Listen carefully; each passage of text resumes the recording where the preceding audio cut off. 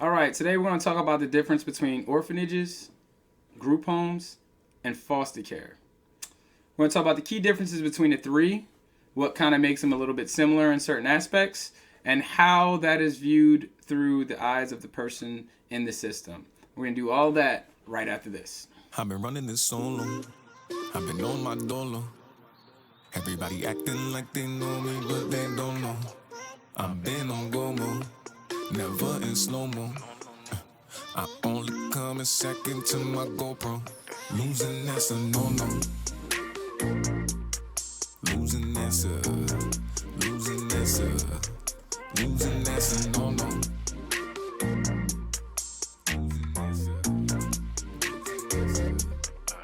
All right, let's talk a little bit about foster care in the system and break down where you could wind up at between the three of an orphanage, group home, and foster care. So to start off, we're going to start with orphanage since that's the biggest one, right? Biggest bracket. Usually you wind up in an orphanage when they have nowhere else to put you. So usually when you first come in to the system, the first place you'll wind up is in an orphanage, usually if they have nowhere to put you. Orphanages usually have somewhere between 100 or more kids in them for the most part.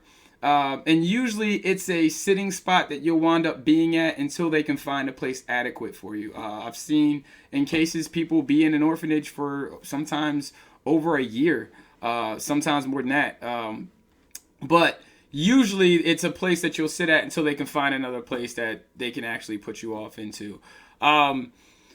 Another thing about that is when you're in an orphanage, you tend to be very structured. Like everything about your day is very much not individualized. Everything is lumped together. When you eat, you all eat together at one time.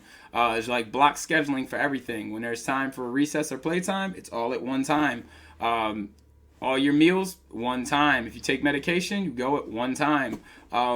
So everything is on that system. You rarely ever really get seconds. I mean, maybe once in a blue moon. Usually it's one meal and you're done. They'll usually go around seeing if anybody wants any more, if there's anything left. But usually it's one meal and then you're done. A group home. Group homes tend to be 10 to 20 children. So somewhere around that amount. I'm guessing you probably could have a little bit more, but usually every group home I've been in, there's been somewhere around 10 to 20 kids.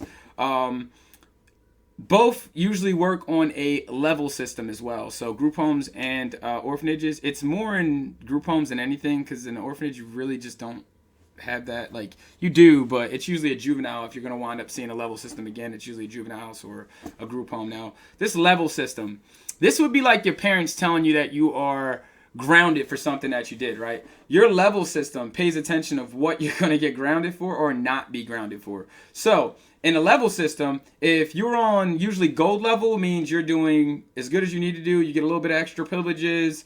You're up later than everybody else, which affects TV time, I guess. Your going out privileges tend to be a little bit looser. And they tend to not be over top you any. Then you have silver, bronze, and red.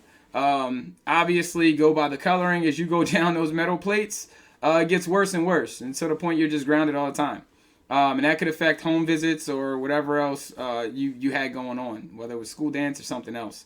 But when you're in a group home, a little bit more individualized. You have more time to yourself rather than this block scheduling. Everyone knows when to eat, but you kind of go off and can go do your own thing a little bit with certain guidelines. Obviously, you're still in a house.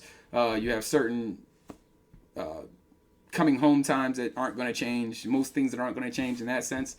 But for the most part, like that's usually what it's like being in a group home. Very much like an orphanage, just watered down a little bit. Definitely a little bit more individualized than anything else that you're going to see.